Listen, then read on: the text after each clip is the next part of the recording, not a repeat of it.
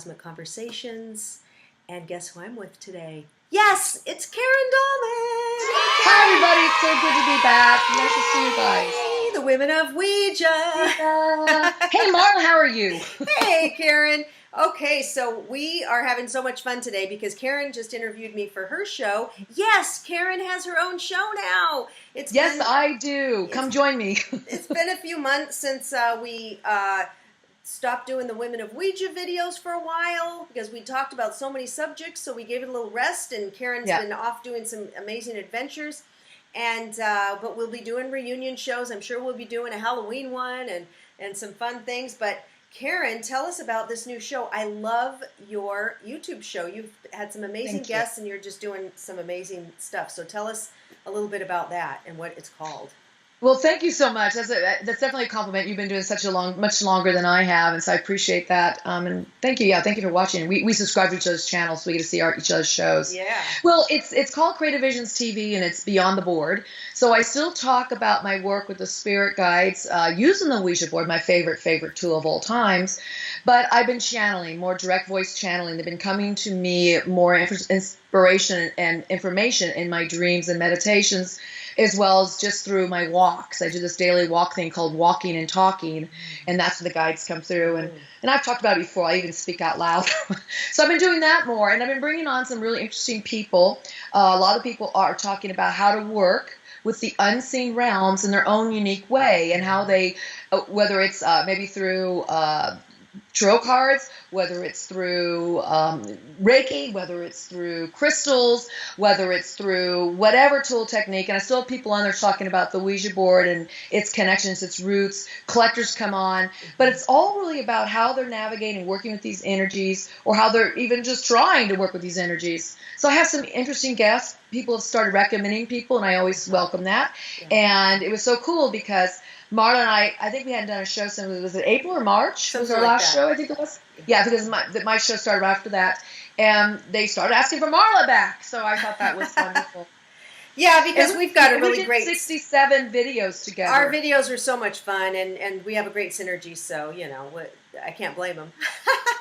Well, at least I had a lot of fun. We both had a lot of fun. Absolutely. Lots of fun. And I wanted to branch out into some other areas that I'm exploring as well. And so I realized that it's neat to have different people come on, talk about different things and what they do, because I get to learn and experience that too. So a lot of my shows are more experiential. So there's a lot of show and tell, but I do things where people come on and teach things, and I get to participate in that as well and learn some really cool stuff. We had like magical empowerment bowls. That was really fun. Just some really neat guests. I've got a lot more lined up.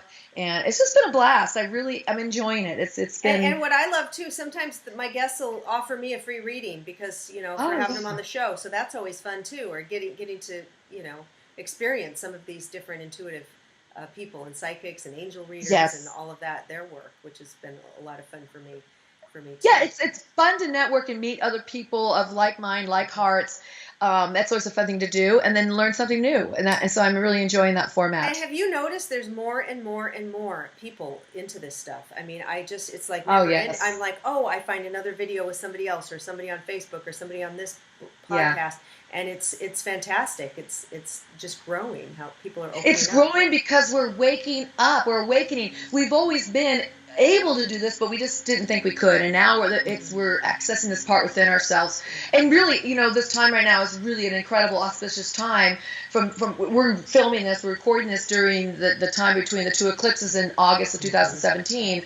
And this is a great transformational time to really shift into this more awakening and being able to use your other senses. So my show is really about that. So I'm super excited about this time because it is about how people can awaken to their natural talents and gifts and abilities and proclivities, and because these abilities to reach in other realms is a very natural thing. And I'm trying to demystify the mysterious, that it's just a simple process, and it's really within us already. So I just enjoy this so much. And I think it's being more accepted now, because so many, like if you look on YouTube, there's so many channels about psychic, angels, chakras, all of this stuff.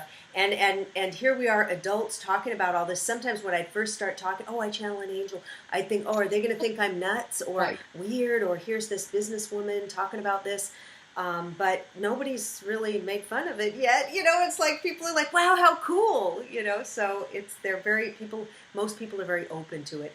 Once in a while, we'll have a weird comment or some Bible verses, plastered on there as a comment. But otherwise, what you're doing is the devil. But otherwise, most people are really into it and excited about it and want to learn how to do it themselves as well. That's right. Yeah, lot more openness to it. I know when I was very quiet about it. We talked about it on our show when we did our shows together. It was, it wasn't until fall of 2012 that I said, you know what, this is who I am. I'm coming out. I've been writing these books and I'm getting it published. And it's just from there, it's changed my life so much because now I feel like I don't have to hide anything. But I understand people still write to me, especially with the Ouija board. There's such a negative connotation or stigma around it still, that you get the haters and those kind of people that want to save you. They think they got to save you, and really there's nothing to save. They probably need to save themselves. We all need just to work on ourselves, basically.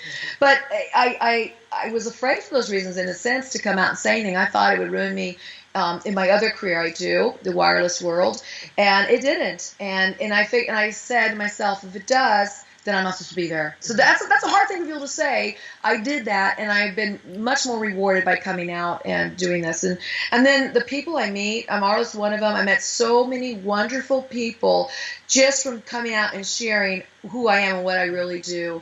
And it's just, the people on my show I've met them all because of my work with the unseen realms, and it's been just really rewarding. Oh, yeah. And then you find people to go, like Karen and I have gone and seen Daryl Angle Channel Bashar together, and went to the Conscious Life Expo together and met people. So you find like-minded people to do things with, too, because you don't always want to, you want to have a pal to experience some things with sometimes, too. So that's absolutely awesome. Yeah, and you've written some books. I've got one of them here, The Spirit of Alchemy, which is just beautiful. Karen's books are fantastic. This one's Secret Teachings of the Sacred Reunion. Yes. And so your other book, The Spirits of Ouija? Yeah, boy, I got my books right here, guys. Okay, good. The Spirits of Ouija and the Spirit of Creativity. I call this my Spirit series, and I have these little tags because when I'm on shows I like to quickly look something up, but this is my Spirit series. I'm done with the Spirit series, and now we're moving more to stuff off the board. But this to me is my culmination of everything that I did, and I really, this is a very sacred book for me. And the Spirits of Ouija, isn't that tells the history of it and everything, so if you want to know about the Ouija and your experiences, that's the one to start with if you're into the Ouija stuff. Absolutely, yeah, exactly. This is the one you want to start with if you're into the Ouija, because it does get into history, but also my odyssey of 40 years. Right. And this one, this book here, The Spirit of Creativity, was the book I came out with, and when I wrote this, I wrote this with the help of my spirit guides. My spirit guides help me write all my books. This one, they would give me topics and tasks and say, do this, write this. And they said, do not mention Ouija, do not mention the angel, do not mention me, all these things about the spirit guides. And I didn't. So this is written more from a mainstream point of view, but it gets heavy-duty ways of how you can access the creativity within you, not being an artist, but your abilities to co-create in your life. So this is a very special book because it's what took me out of hiding, out of the shadows, and said, you can come out and you really can be yourself, and it's okay. Beautiful, beautiful. And if you are just seeing, this video for the first time, you don't know who we are, and she's got her Ouija board back there. If you're afraid of it or you don't know, read about the history, because it really only was demonized, like in this early 70s when the Exorcist came out and Hollywood and stuff. But before that, it was, even there's that Norman Rockwell painting of the two couple, using the Ouija, and people used to want to communicate, and there was nothing scary about it, nothing wrong with it, until the more modern age. So you might, if you look at the history of it, and you might have a change of heart in how you feel about it. Absolutely, and it's really no different than other tools we make. It's just a tool, you guys. You do all the work yourself, but it's really no different than using a deck of cards, or even having a digital recorder and recording EVPs. I mean, you're entering into unseen realms is what you're doing, and how you choose to do it. It's really you who does it all, and it's just a tool. So don't be afraid of an inanimate object or just a tool. Don't be afraid of that. And if I'm traveling and I forget my little board, I can just write on a paper sack, or write the letters on a piece of paper, and it still works too. So So Absolutely. we like to do that. So Karen, you took an amazing trip to Africa. Africa. Tell us about that. You were did. posting the most beautiful pictures on Facebook, and tell us about your experiences there and what kind of, maybe mystical or profound feelings and experiences that you found there. Well, let me just say, it was definitely a trip of a lifetime. It's probably my favorite trip to date. It was very special, and I'll share why. My mother, I cannot say her age. She was having a very significant birthday, a big milestone birthday, and my dad's following shortly after in a few months. And we were celebrating that birthday. My parents have been married for 56 years. That was also coming up. And we had not been on a trip since I was a young child. And so just the three of us went. And I have siblings. I have brothers. They didn't go. It was just us three. And it was so special doing that with them. And it was just going to this country. We were in Tanzania. The culture is very diverse. There's a lot of tribes. A lot of them still live very much, from the ground, in natural environments, no running water, no electricity. You get to see that contrast to how most Westerners live. And it's magical because the animals, these majestic animals, are in these wonderful reserves where they're totally respected. And Tanzania, that country of Tanzania, has done a great job honoring these animals. They really are proud of them. And they've done really well keeping the poachers away. Some of the other countries haven't, but this country has really worked hard at that, at preserving that. And it's magical because you're driving around. If you haven't been there, you're driving around in these open vehicles. There are Land Cruisers, and some of the roofs pop up or the windows come down, and you're just right there. And the animals are not afraid. You don't get out of your vehicles. No, you don't. You stay in them. But the animals are not afraid because there's no reason to be afraid. These are generations now of animals that have grown up with these vehicles looking at them. Yeah, there's no fear. So herds, herds, trains of elephants would just walk right by. Within maybe 15, 20 feet, and you're just looking at them in awe and watching them with their babies and how they interact and how they're like a family unit. Then you see towers of giraffes, and the same thing. They're hanging out together, walking and eating. But this is the coolest thing, Marla. This is what really got me. Because I've never been around such wildlife like this all together. You would have the prey with their food they're going to eat later from dinner, sitting 15 feet away. Yeah. You have the zebras over here munching on grass, or the wildebeest, and then over here you have a cheetah laying in the shade, seriously 50 feet away, and he's hungry, he's going to get up and eat one of them probably, And they just hang out together. You have jackals and warthogs hanging out together, and then lions and jackals and hyenas, and I'm going, what? I didn't expect that. I thought they'd all be kind of territorial, but no, they're not. I think they said, okay, he's already eaten for the day or whatever. They know he's not going to get up and, but they can feel that energy when they're hiding, when they're going to pounce. But if they're just laying out in the open, they know, okay, he just ate, I think. And I think it's a respect. Yeah, they're so in tune. It's a respect for this is what this life is we live. I communicate with the animals and through the board and other ways as well. And when I've spoken to any kind of wild animal, we would consider wild animal. I spoke to a lot of the animals in the country of the United States, such as the bison, the buffalo, or even snakes, or even domesticated animals. But what they always say is, especially the wild ones, they say we would give ourselves gladly to feed this belly here. And the buffalo says the grass lays down for us so we may eat it. And we gladly will give our skins and hide to the natives of your country because they respect it. And it's like this whole cycle of life, of rebirth and death. And I think these animals on a level intuitively understand that. And it's not like they're fearful. They just, they do what's instinctively right for them. So you're right, Marla. I really believe that's what they're doing. They go, oh, he just ate, he's laying in the shade. We know that behavior. We also sense it. And if we need to run, we're going to run. And one gets eaten, we still keep running because that's what happens. That's life. But it's interesting. They say they'll gladly give themselves for that belly, but they fight with everything they have to not get caught. Very true. And you'll see some animals. For example, we were in this one area called the Ngorongoro crater, and this crater is really where a lot of animals just live there. They don't migrate because typically the gnu, which are the wildebeest, will migrate up north and then come back down every year. And these in that area don't migrate. So we were watching. There was a pride of at least 16 lions. They were all female lions, and they were with their cubs. And one of the cubs that you could tell, he's like, maybe a year old or something. He was a little bit bigger, but he wasn't full grown all the way. He was standing out there, and all of a sudden, and the other lions are watching him. And he's like, I think I want to go play a little game here. And there's these zebras. They were sitting there eating, and all of a sudden he starts running full force. Now, typically lions attack in a group. That's their success. One goes for the neck, the jugular, the back, the belly, the underbelly, all this. There's usually 3 or 4, 5 going at one animal. The other one said, no, you have your fun. Chase these zebras. They ran like, they want to get out of there. But as soon as the lion stopped, y'all, I've never caught an animal. We didn't see that. The zebras turned right around and faced him. They went back to eating. It's like they know, It was the darndest thing that the guide said. We have experienced guides who live in the area, and they've been doing this for years, and they also, grew up there in that area.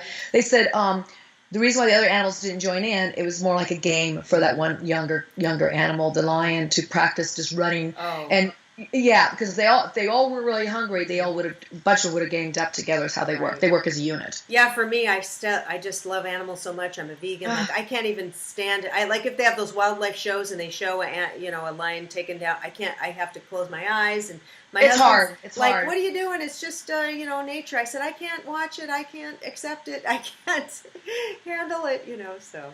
Well, when you go there, you're immersed in nature, and I didn't see any animal take any animal down, but I did see, we did see, some carcasses, and saw vultures fighting over carcasses, and I just, being there in it, it was like respect for, that's a cycle of life again.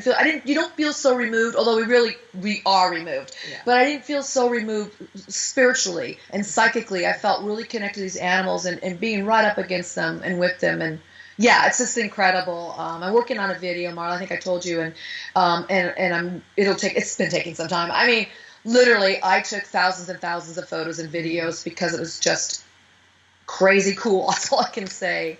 I had some really interesting spiritual things happen on this trip. Some dreams that helped me kind of put some spiritual things together for myself. But it was a very magical trip. And I am so happy I did it, to say the least. Beautiful. Mm-hmm. And show us do you have your bracelet on? Oh, yeah. Now, I just recently... Where did you get that one? Yeah, I've been traveling a lot lately. It's one of the things I've been doing, too. In between some of my work and jobs I do, I'm able to travel. So I just got back from Sedona, Marla. It was it was just fantastic. And I went with a group of women that I had met in Brazil last year when I visited John at God. So we were very much on the same level, like-hearted, like-minded people who wanted to go out and feel the vortex energies, work with them, and really immerse ourselves in the energy of the land again. Yeah, I want to hear about that after you show I want to hear about those vortexes. But we will talk about the vortexes. This is a piece that a Native American woman there does in Sedona, and it's called Aqua Aura, and it's a stone that's for accessing the higher realms. It's a really high vibratory stone. If it calls to you, watch out. Hey, it's powerful. So it reminds me of that energy, but also of the trip, and it feels like a vortex on my wrist, basically. I feel like Xena, or I feel like Wonder Woman or something with it on. But that's from my trip just recently, and I just got back. Oh my gosh, just a few days, 2 days ago. Yeah, 2 days ago, and that was just a magical time getting in the vortexes. Now I have been to Sedona. Have you been, Marla, before? Not yet, and I have to go. That's a place, that and Mount Shasta, 2 places I'm looking forward to checking out. Yes. I think you'd been to Sedona before. It wasn't your first time. Yeah, I've been there. I realized it was 3 times. It had been a while since I've been there. It probably had been about 8 years. So I was excited to go. I went, different people with different mindsets, experience different things. I went with people who were so open-minded and open-hearted. It was very easy to have such incredible experiences of beings, of angelic messages, of the fairies. I mean, you could feel the energies around us. You feel the energies of vibration. The word I could think of would be breakthrough. Such breakthrough into the other dimensions and realms, and feeling and experiencing and having incredible dreams and great conversations. And so it was I'm still on a high. I'm still on a high from it. So I have a question. So when you say you could feel, the fairies, the breakthroughs, was this when you went out to these vortexes, or was this the whole trip? I mean, where were you staying, and how is it? Do you feel it everywhere, like at your hotel, or is it just certain spots that you have to get out to? Funny you should say that, because even before I went on this trip, I was starting to get even more messages. Although I get messages all the time with my guides, I was getting some that were really clear to what I was going to be doing in Sedona. And they always say something to me. They did this when I went to Africa. They lay the foundation, and then it comes to fruition. They'll tell me something to experience. They said this time that when I went to Sedona, they said, use your electronic eye, which means my camera, use your electronic eyes to capture things that are hidden in the shadows, but also you can see within plain sight. And I was like, well, okay, let's see what that means. I think they mean they'll find things on my photos. Well, they mean that, but they also are meaning you're going to see a lot of signs when you're there. And so going there, even driving, we all met at the airport and drove up together in a car. We started seeing, the clouds are incredible out there, you guys. The clouds are incredible. We started seeing images in the clouds and pictures and words and letters, and just started right off the gate before we even got there. I feel like it's because we were already attuned to that energy, and we were really already welcoming it. You know, Marla, you and I have talked about this before. The unseen dimension is always with us, whether we're trying to communicate with a spirit that's across the seas, across the pond in UK. Everything is non-local. It is not a time-space continuum like we have here. It's more of a spiral. It's more of a spherical thing. Everything can access the same point. So I think because we were so open to that, we were already having experiences before we even got near the vortexes. And yes, it lasted throughout. We saw some really cool ships. Some really neat lights in the sky. I know you love that. Yeah, tell me that. Yes. Now, did you go out? Did you have special things to look through? Was there a company that took you a guide, or just naked eye? Here, I have to hear about this. Naked eye. It was that great. Naked eye. We saw lights go straight across the sky like this quite often. Some of the clouds form, and they look like they could be motherships. Do we know? I don't know. But the lights in the sky were very confirming. We'd see that at night. Just incredible things. Again, we were open to that. You have to really be open to this stuff, and then allow your in a way third eye to capture it first. Sometimes you have to let I let my physical eyes go fuzzy, and then I open my third eye and be able to see back here with the apparatus within my head, and then I start physically seeing things out here, and that's what we all four of us that went together were doing. And so the messages were nonstop. It was also with a psychic there. She does psychic reading. She's just phenomenal lady. I'm going to have her on my show too. Phenomenal lady. And she was getting messages right and left. And we all were. We'd share. As soon as we got these messages, we'd say, I'm getting something. This is what I'm getting. And there was a lot of validation for that as well. So it was just, again, I want to say a magical time in a different way. But in a sense, it was just being open to the experience and energies. In Africa, I was so open to that too. And then in Sedona I was too. And so I think that the moral of the story is, and what I learned from this is to be open wherever you are in many ways you can. I don't mean like that. I mean, sensible, open. Like what I mean is being centered in yourself, knowing your power within, and then opening yourself up to these energies, saying, I welcome spirit guides. I welcome spirit messages. I welcome to receive. I welcome to understand, to move through these dimensions. And then they just start coming in, and they'll come in very different ways. We were there. There's those beautiful bugs, the beetles that are brightly colored, and we kept calling them scarabs because it just looked like they were big beetles flying around. One gal, I swear, wherever she went, these scarabs were just following her. They just come. It was like these little spirit guide messages we were getting, and you get it. As you know, Marla, you don't just get it from one thing. They come through other things too. And being open to that is just beautiful. So I'm just taking the energy from those trips, Africa, from the trip with Sedona, Arizona, and I'm just learning to be open more and shift my thinking so I can welcome these more often. Right. Well, that's amazing. Now, did you stay in like a little bed and breakfast, or did you stay in a typical hotel, or how close to these vortexes were you staying?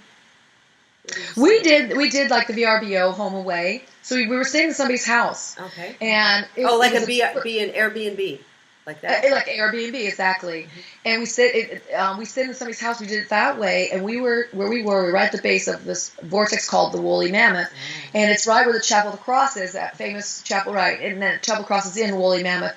Huge mountain. I mean, it's huge. Beautiful red mountain, and we were right to the base of it where we were staying. So really, anywhere you go there in Sedona, in that area, you are surrounded and in the vortexes. And one of the things that one of the gals and I were talking about, I really felt this. I hadn't asked anybody this before, that the vortex shift. They shift as the energy ley lines shift, or as the energy of the Earth shifts, or as Gaia shifts, or as we shift. So the vortex can shift. And so you really feel it constantly while you're there. But we hiked. One of the last hikes we did quite a few, but one of the last hikes we did was around the Woolly Mammoth, a long, long hike. It turned out it was a double diamond. I don't think we realized that, but it was so incredible. We would stop and just do some meditations along the way, pull in the energy, say some prayers, and really connect with it. Do everything we could to connect with that, and then even much more beautiful things would happen. Wow. Yeah, so it's everywhere. Beautiful. It's everywhere you go, and being sensitive like you are, Marla, you will fully experience it, and you will, receive so many downloads and information from your guides when you're there. Well, I've got to manifest it. So this is so interesting because for like a year, the past year, I felt like I needed to go to Boise, Idaho. Isn't that weird? Never been there. Didn't know anything about it. I'm from Seattle, which is not far. Just right. It's the next state over. But I thought, God, I told my husband, I want to go to Boise. There's something there I need to experience. I want to see it. And I kept saying it, and he's like, well, we'll go there one day, I guess. I mean, I don't know. I had no reason to go. So then all of a sudden, one of my our clients moved from San Diego to Boise, so that was kind of cool. And he told us how much he loved it and everything, so that was cool. And I started matching him still to people in San Diego because he had a place there. Then I get an email out of the blue from some guy who says, in the subject line, hopefully I'll be your next client. And I looked at all his info, and where does he live? Boise, Idaho. And he's adorable, he's nice, he's tall, he's handsome, he's a good guy, everything. So we decided, we want to work with this guy. And I was in Seattle at the time visiting my mom, and I said, or I was going to be, and I said, I'm going to be in Seattle. I can fly to Boise at the end of the week, because he said, I'd love it if you come to Boise to see my lifestyle, see where I live, see what it's about, because not every woman is going to be open to relocating to Idaho if they don't. So he wanted me to, and so I got the ticket.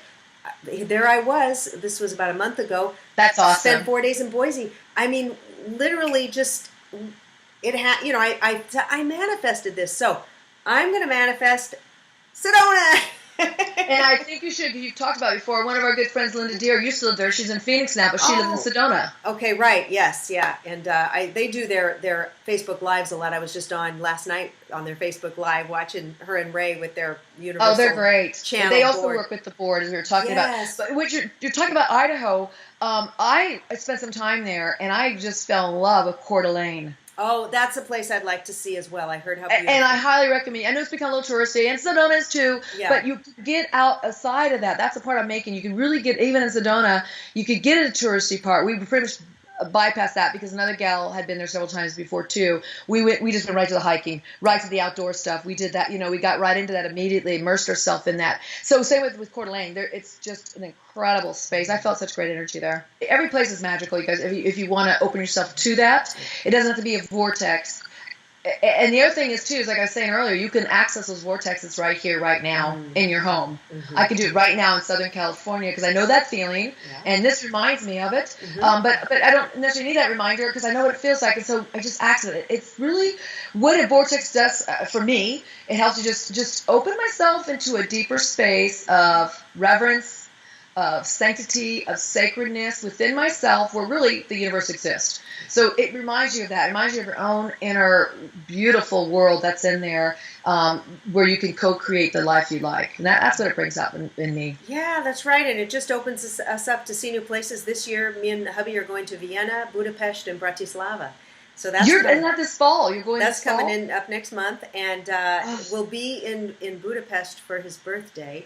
And 2 of his friends are flying in from California to Budapest to spend his birthday with us. So it's going to be really magical. And for him as a composer, to be able to spend time in Vienna where Mozart and Beethoven. Right. So that's going to be real magical. So I'm really looking forward to that. And, life is good. We've just got, like we talked about, I was interviewed by Karen for her show, and we talked about raising our vibrations and calling in things and opening up to all the energies and using the energy. You don't have to be, I'm attuned to Reiki and energy work, but we're sitting in the energy. It's the cosmic soup that we're floating in. So we're all... we can't separate ourselves from it. Right. We automatically are with it. You can't, if you don't want to open your mind to it, it doesn't matter. You're in it. We're in Surprise! Surprise. So what's next for you, Karen? What trip do you think you're going to go to next? Well, I'm going to be going into Colorado next, meeting with some other friends. I do a lot of trips with friends. I'll be going there. And then a little magical trip to Catalina Island with some other friends in September. And then I'm really focusing on my show that I'm doing. I've got some really cool things coming up with that. And I'm going to New York City and just listen. I have time right now. I usually don't travel this much just because when it's hard, I work a lot, and when it's not, I slow down. So this is my magical year to do all that. So yeah, I'll be going to New York City. Each trip's a little different for me in different ways, but I'm telling you, once you start doing this work of opening yourself up to just who you are within and knowing your strength, your empowerment, the place you go to changes because you're changed. Right. And that's the beauty of it. So yeah, I've got some fun things like that coming up. I'm doing a lot of my own show stuff. I'm being on some other shows, and so I'm really focused there. And writing, and I'm not sure how that's going to come together, but I'm also writing. And so you're channeling now. Your next project is all channeled. Yes, I'm pretty much. We are going full force with the channeling now. So the next book that comes out will be full unchanneled information, is what I believe. It's great to see you again, Karen, and we'll be together again soon. I love you. Sounds good. And I love all of you out there. Take care.